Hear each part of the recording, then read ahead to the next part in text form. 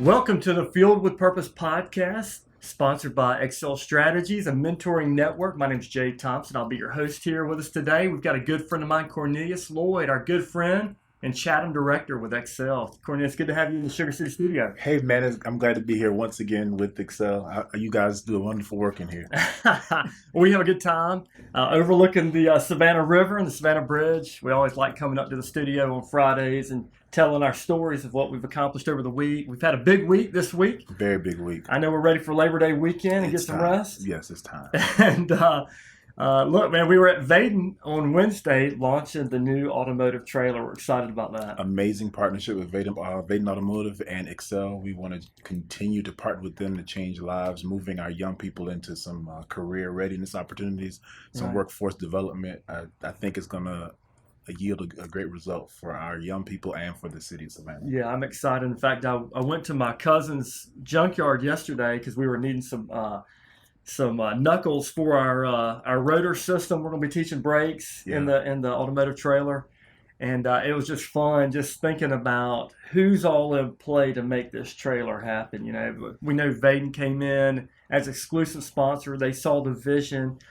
Jane Vaden Thatcher came in and said, "Look, we're behind this 100% to get this trailer on the road." So we know that we owe a lot to Dan Vaden, and we're excited to have General Manager Neil Wilson coming in with us pretty soon to kind of tell more about the story, kind of from their perspective. So we're excited to have them. Wonderful. Coming Yeah, he was alumni. I think we went to the same high school. Jenkins High Went to School Jenkins alumni. High School, a couple of years apart there, but just to see the fact that all of these different entities of Savannah coming together, Savannah Citizens, Savannah Workforce Development, Vaden, nonprofit sector, all these collaborations are coming together for the good of the community. And that's what we want to do. We want to make sure that we are reaching our community to make our community stronger. That's it. Outside forces can't do it for us. Yeah. We have to be able to work together, and that takes everyone intergenerationally, the young, the old, Right. the wise, the smart, the genius, right? And I think that sometimes we are all working in silos, but this collaboration, this partnership gives us understanding of how things belong together. Yeah, that's why we've really defined Excel as a mentoring network, because it is a network. It's a community coming together to fuel young men with purpose. That's right. And That's right. and you're right. Well, tell us a little bit about, as we're looking into the fall, we're kind of moving into the fall with school and to the season. We're looking forward to some football games starting up. But tell us a little bit about Excel's plans for Chatham County. So, Excel has been growing over the last 9 years. Is that right? Yeah, 9 years. Yeah, man. So it's been growing for a while, and I've been on the team right at about a year. Yeah. And so being here in this capacity to do what I know is my purpose. So I'm able to connect my purpose with Excel's vision and mission, and we're able to now move into a new school year. We know that the school year ended abruptly with the onset of COVID-19. Right. And so now we have our young people who are doing a lot of virtual education, but we also know we have the regulations of keeping everything small. So what a wonderful time to have a trailer where we keep our numbers small, keep our young people safe. There you go. And while we're keeping them safe, we're also teaching them a trade that will give them something to eat with later on in There life. you go. And once these tools are ingrained in them, they will be able to have this forever. I think about raising kids now myself, and I've been in social services for about 20 plus years now. And some of the things that I learned as a kid, I'm able to give back to the young people that I'm mentoring. I'm also able to give that to my own children. My kids are doing piano lessons right now. Nice. And so we're able to Good. go through line notes and space notes, but I learned all that when I was 8 years old. Oh, yeah. And so now, 30 years later, There you go. Well, I'm able glad to you teach retained that. it, because I know I didn't retain it. Yeah, man, a little bit stuck. And so what we want to do is we want to move into some of our charter schools. We're going to partner with some of our other local schools, Right. where we're able to teach them automotive trade, Yeah. teach construction trade, Sure. and also give them some essentials of life, some life skills training, soft skills training, interviewing, resume writing, being able to say, how do you network? How do you connect with someone else? How do Yeah. you open doors, right? But how do you effectively close doors? Sometimes we get a That's job that we good. don't particularly care for, Right. but it doesn't mean that we walk off the job immediately, or Yeah. we don't communicate what's happening.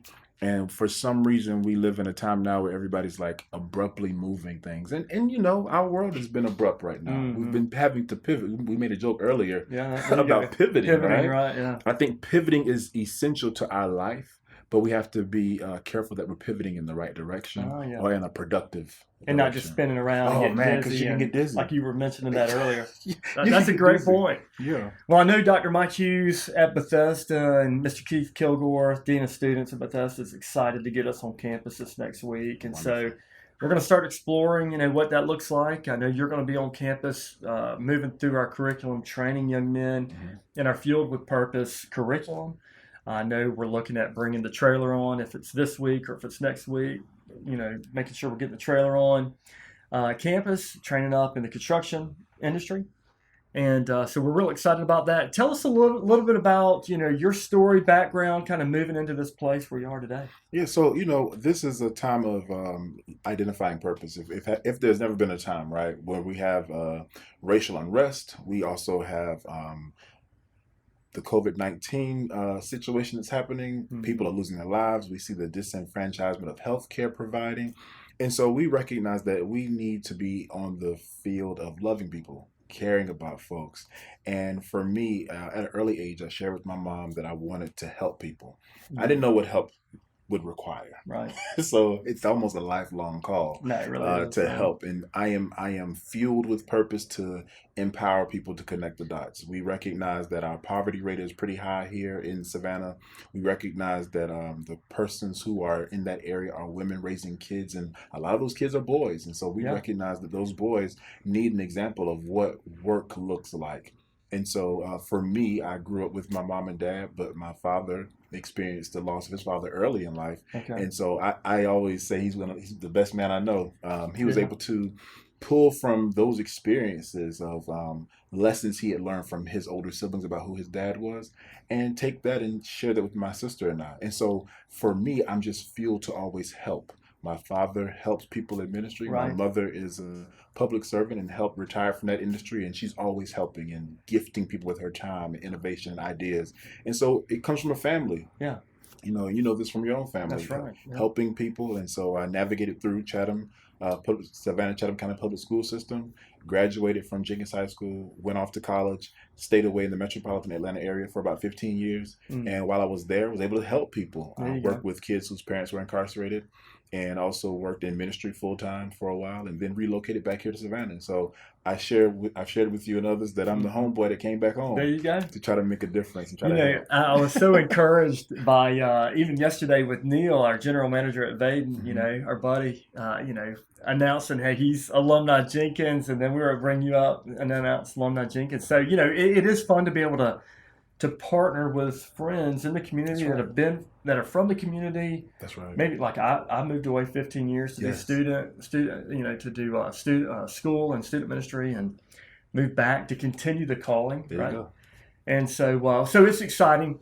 Listen, let's talk real quick just about mentoring, kind of navigating the mentoring work through kind of the racial tension that we're experiencing today. Yeah, man. That's so pointed. One of the things that, as I shared earlier, is that we do need to operate with love, but we also need to operate with a sense of knowing. Not ignoring people, but knowing that I am working with you, and you see me as a black guy, I see you as a white guy, but there's also a goal beyond our race, within our race relations, and also modeling that for our young people. That you have this black guy, white guy working hand in hand. Which mirrors the movement of the 1960s civil rights movement. When you see pictures of Dr. Martin Luther King Jr. and John Lewis and Ralph David Abernathy and Joseph Lowry, you see those persons, but you also see a sea of color of the members of the Catholic Church and members of the Lutheran Church and members of all these different backgrounds that have worked together. And there were a lot of people who you may not have seen who are funding the initiative, right? Paying and making sure that things were happening. And so we want to make sure that we are living out that which we say we want to do and be. Right. We want to be the change in the world. We want to see there be racial relationships. A lot of times we talk about reconciliation, but we want to model racial or interracial relationships. How are we developing our rapport? Are we concerned about each other beyond the money that we can make with one another? Am I concerned about your family? Are you concerned about mine? Right. And those families that may not have that. Yeah, So, it's true. There's another level, right? So when I was packing sugar at the sugar refinery, we were black and white. We were working together to fulfill a common purpose, filling a bag of sugar, right? okay. Hmm. But then to serve the community, it takes another step. It's not just us clocking in There you and go. we're just working together. But Right. now, when you clock out, you're Mhm. moving into the community to serve together. That's right. And I That's really right. think it's a hand in hand, a position. And so, really, that's what I found on the trailers, on these mobile training units that Mhm. Excel's launched. When you're on the construction trailer, when you're on the automotive trailer, there is a common goal that we're there to pursue and to fulfill. Mhm. And you're working together, and it can't get done without the team working together to complete the task. Oh man, you're right on. Let's look at the military background. I was in ROTC while at Jenkins, and many of those people, we were all from different backgrounds, different ages, different ethnicities, not just black and white, but we also had Asian Americans and Latinx Americans as well. And so we had all these people working together in the construct of what military would provide. Some of the most hurtful things that has happened in our history has been African Americans going to fight for wars and then coming back to their country not being received, not being able to provide for their families. And so that has disproportionately affected how we transfer wealth from one generation to the next. And so one of the things you mentioned while we were in the partnership meeting is Right. that there was a book that inspired you, Right. Up from Slavery, Yeah. understanding that trades was a need and Yeah. how education and trades coming together work for the good and the advancement of those who were being freed from slavery. And so we're doing the same thing today, That's it. is that we're introducing educational opportunities by partnering with schools, Yep. and we're introducing trade at the same time because we know that trades were taken out of schools. And so it left a void, but also understanding that there's this wonderful world of technological trade that is being introduced. And so we know that in the automotive industry, Yeah. the car industry looks different than it did when we had maybe Ford, the T model, right? That's right. We know that now it's a computerized industry. And so what we're doing is we're teaching trade, automotive, but we're also infusing technology. And now we are in this place where everything is virtual. Yeah. So I believe that we're going to see one of the greatest generations come out of this because now you have social responsibility, which also leads to social capital, which is this network that you speak about. Right. So I'll know somebody in the automotive trade. I'll know someone in the computer trade. I'll know someone who's over in the construction trade. And you're a great model for that, Jay. Well, I Everywhere we appreciate go, that. we're able to move Yeah. and have people support the work. One thing you mentioned Booker T. Washington's book Up from Slavery, and one thing that I'm always inspired by is that like Booker T would identify a need on campus. They wanted to build a building, That's right. but they needed brick. That's right. So he starts his own brick making, piece of the property, That's right. and the students start making brick, That's and right. some of the students, they just hated it, but Booker T was inspiring in the demand and showing them, hey, look, we need bricks to build a building. Let's start our own brick making company. There you go. And inspire them in not only the trade in masonry, but also in starting their own business. Hey, man, look at this. There's a building in, I believe that's Charleston, South Carolina. I believe it's First African Church, African Baptist Church in Charleston. And there's a YouTube clip about this. And it's been really inspiring to me based on us talking about trades, but also looking at these were enslaved people who worked the fields by day, and their faith, their purpose drove them to be able to build a church building by night. How about That means they didn't have these wonderful lights we have in the studio. Mm-hmm. They may not even have the energy because they've been in this abusive working environment all day long. But the God in them, the power in them, propelled them to use their trade. They had to make the tools to make the building, the materials to build the building. Sure. And that building is still standing today. And what's interesting is the interlocking technology used then Yeah. allowed that building to weather the storm. Got it. And so as the storms would come, and that's how we want to train our young people, that as life storms come, There you go. That's good. as challenging times happen, what do you have on the inside of you that would allow you to move past the storm, right? So be able to be flexible with the storm, that when it goes over, right? You're able to stand against. So standing against racism, standing against poverty, standing against all these injustices, and also then having the mindset to work on policy. Yeah, that's so good. I think that's what we're doing with these. Well, I mean, that's a good word. One thing I want to implement, and we can implement it today, is this idea of mentoring moments. Okay. And so when we bring our mentors in or our directors in to be able to share mentoring moments, I know you had a good time with some of the students yesterday. Right. I had a really good time at the alternative school in Effingham County. So I've got a little mentoring moment, but I'm going to let you kick it off. Man, with thank some you. Man, so, one of the things that when people talk about mentoring, they always say, well, do you have a success story? And I think for me, graduations are always amazing. So this past season, I grieved the loss of the traditional graduation ceremony. Yeah. And I was trying to figure, that was tough. I mean, so I was in a position of learning how to celebrate my graduates online, trying to, what are we going to do? We had drive-by parades, and I was decorating the vehicle and washing the cars. But my mentoring moment happened yesterday. And so I had a chance to deliver some school supplies. And I know that we are getting ready to hunker in for the long haul of virtual education. And so I saw one of our young men walking up the street, and I love seeing them walking up the street. Yeah, when they're walking up the street. Because they're walking, most of them are walking with purpose. They're going to work, going to school, going to someplace. And sometimes they may just be wandering. They just out. Think about it. Sitting in front of a computer all day long, you need some fresh air, right? And some of them are packing on the weight. They've been eating, they've been snacking. And so I saw one of them, and he came up, and I said, hey, man, I wanted to give you some supplies. And I said, hey, where's another one of the young fellas? He said, he's down the street. I said, where?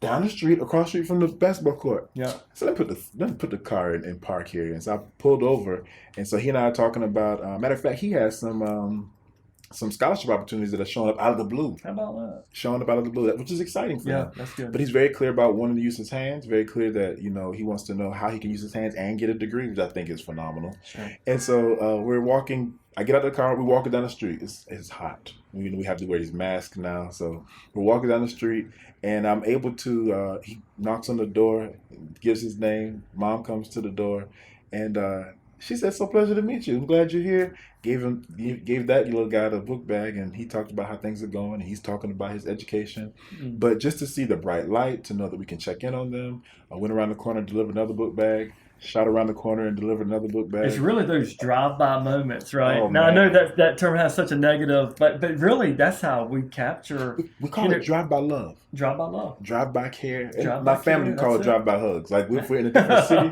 we go in, and you can, life has all these negative connotations attached to words, but you can take them. It's true. I mean, that's what we're doing, right? Yeah, we're take just them going and finding them. That's it. Finding them and encouraging them, right, and caring for them. Yeah, so that's my mentoring movement. Shout out to Shamar and to Leroy. Yeah, good. That's good. Well, last weekend I had a fun weekend. In the first class that we mentored, I had 3 young men. Okay, and one of the guys' names is Michael, and so Michael came to me probably earlier in the year, and he says, "Hey." He goes, hey, me and my sweetheart are getting married in August, end of August. And he says, I want you to perform the wedding. And I said, you better count on me, man. I wouldn't miss that for anything. There. So we had a good time, with Michael and his bride. And, I think it was last weekend. And so, that just meant a lot to me. This has been like a 9-year relationship. Yeah. Of mentoring, right? And we're seeing it come full circle. And Michael's already come back and started mentoring our guys, through our monthly meetings. And so, we're excited about, what's going on. Cornelius, it's always good having you in the studio and teaching us through the mentoring moments, through curriculum, even through just really a perspective through a different lens, And so we're always excited about that. So. Listen, if you're watching the podcast and you want to get plugged in, we'd love to have you connect with us. If you want to mentor with us, whether it's through monthly meetings or if it's on the construction trailer, automotive trailer, we'd love to connect with you. You can go to our website at exceltoday.com, and you can send us an email. I know Cornelius would love to hear from you, so you could email him, email myself at j@exceltoday.com. And then we've got our Bryan County Nick at exceltoday.com. But we'd love to get you connected with our team. you may want to contribute to the organization, and you can do that right there on our website. We're also on social media, and you can go to our social media on Facebook or Instagram, and then check us out there. Check our podcast out on our YouTube channel. And always, we want to give a shout out to our good friend Mark and Jenna Hall and their sponsorship of this podcast. We couldn't do it without you, Mark, and we're thankful for you and your family for helping us share the Excel story. So we hope y'all have a good day, and we'll catch you next time. Excel Strategies is a mentoring network that exists to empower young men with purpose and passion. We accomplish this through mentoring and training on topics such as goal setting, time management, relationships, health and fitness, financial stewardship, and so much more. To learn more about Excel Strategies or how to support our work, you can visit us online at exceltoday.com.